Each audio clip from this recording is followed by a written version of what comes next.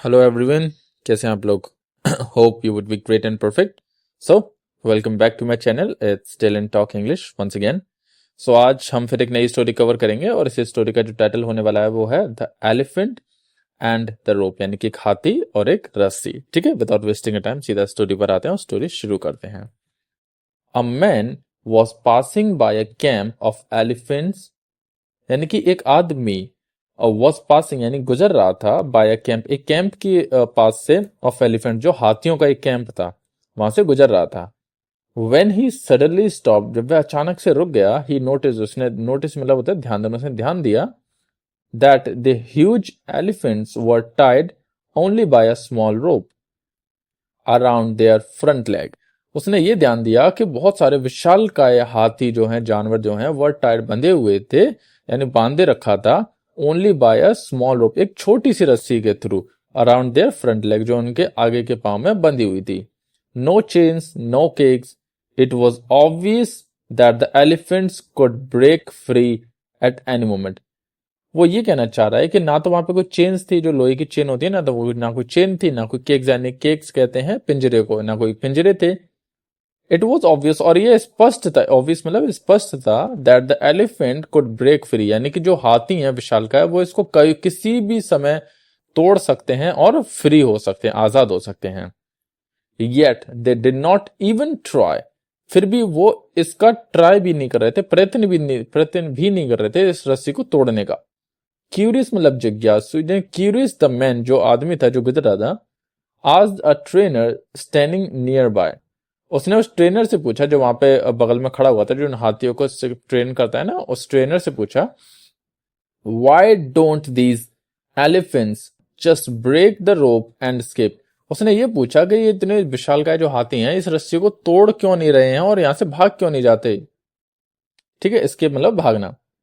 The trainer smiled and replied, जो trainer था उन्हें स्माइल मतलब प्रशिक्षक था, उसने स्माइल की यानी मुस्कुराया, एंड रिप्लाई ने उत्तर दिया, when they are very young, उसने ये उत्तर दिया कि जब वो बहुत ज्यादा छोटे थे ना, जब वो यंग थे, we tie them with the same rope, यानी कि हम इनको सेम रस्सी से बांध देते थे पहले भी जब ये छोटे थे. एट दैट एज, और उस एज पर, उस उम्र पर, they are not strong enough, वे इतने ज्यादा पावरफुल नहीं थे, इतने ज्यादा स्ट्रांग नहीं थे, टू ब्रेक इट, के इस रस्सी को तोड़ सकें.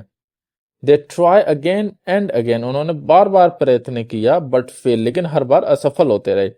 ओवर टाइम, और समय बीतता गया, दे स्टार्ट बिलीविंग, और उन्होंने ये विश्वास करना चालू कर दिया हाथियों ने अपने अंदर, that the rope can not be broken, के इस रस्सी को कभी नहीं तोड़ा जा सकता.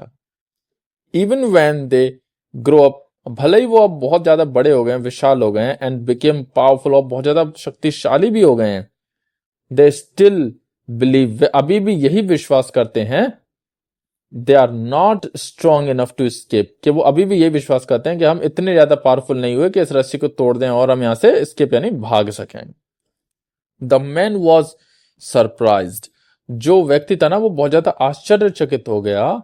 These mighty animals were not held back by the rope, यानी वो इस चीज से आश्चर्यचकित हो गया कि ये जो विशालकाय जानवर थे ना, ये केवल एक रस्सी से बंधे हुए नहीं थे, जो रस्सी थी उन्होंने केवल इनको रोके नहीं रखा था, but by their own belief, लेकिन उनके खुद के विश्वास ने उनको यहाँ पे रोके रखा था, जो ये विश्वास कर रहे थे कि हम इस रस्सी को अब भी नहीं तोड़ सकते.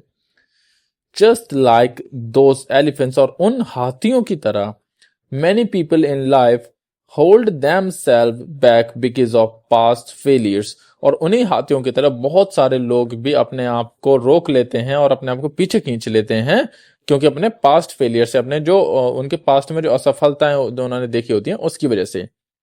दे बिलीव, वो विश्वास करने लग जाते हैं, दे कांट अचीव, के वो कुछ भी प्राप्त नहीं कर सकते, something simply because they once couldn't, वो ये विश्वास करने लग जाते हैं कि हैं अब हम कुछ भी प्राप्त नहीं कर सकते, क्योंकि हमने इस चीज का पहले ट्राई किया था बट हम उस समय नहीं कर पाए, तो हम अभी भी नहीं कर पाएंगे. उनके माइंड में भी ये विश्वास हो जाता है लोगों की. दे स्टॉप ट्राइंग, वे कोशिश करना छोड़ देते हैं, even when they have the strength ability to succeed, भले उनके पास एबिलिटी यानी क्षमता होती है, स्ट्रेंथ यानी पावर होती है सक्सेस होने की, बट फिर भी वो ट्राई करना छोड़ देते हैं, क्योंकि उनके माइंड में वही इमेज बन जाती है.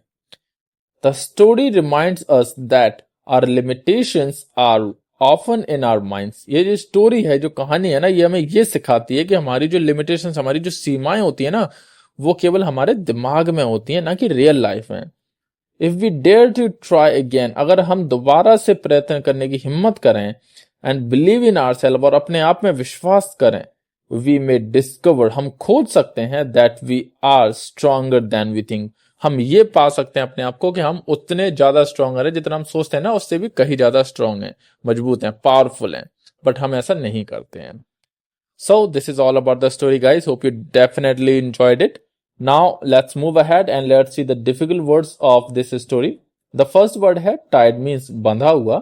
Obvious mean स्पष्ट. Curious मतलब होता है जिज्ञासु, किसी चीज की जानने की इच्छा रखने वाला ना, उसको जिज्ञासु बोलते हैं.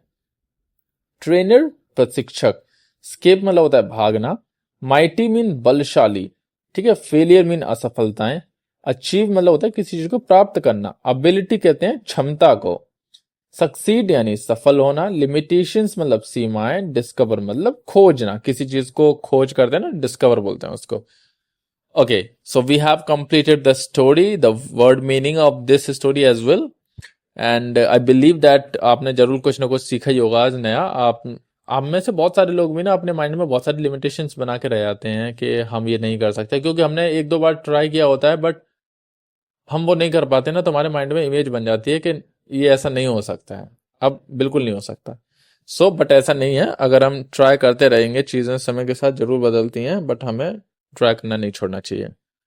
Okay, so now all you have to do, you just need to like the story, share with everybody else, and comment if you have anything in your mind, any story, anything else which you want me to post, or subscribe if you have not done yet. Now we'll meet later with a new interesting story. तब तक के लिए take care and goodbye.